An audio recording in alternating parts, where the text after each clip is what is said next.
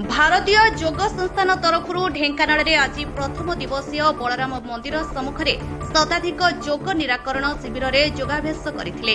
उक्त शिविर में मुख्य वक्ता डॉक्टर जगतानंद त्रिपाठी जी योग कथा कही रोग पाई मुख्य योग ही सबुठ बड़ मेडिसिन।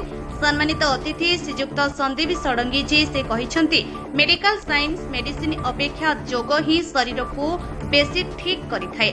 रघुनाथ त्रिपाठी जी सभापतित्व करथिले। आज रोग निराकरण शिविर रे को रोग पाई को आसन प्राणायाम दरकार कहिथिले और निज मध्य जनसाधारण को अभ्यास कराइथिले।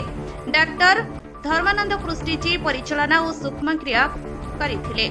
इंदिरा देवाजी ओमकार ध्वनि और गायत्री मंत्र और आसन सरंत लिंका जी और प्रतापपति जी आसन कराइथिले। शेषरे धन्यवाद शांति पाठ करी आसंताकाली शिविर पाई जनसाधारण को सकाळ 5:30 रे आसिबाकू निवेदन करिसेंती।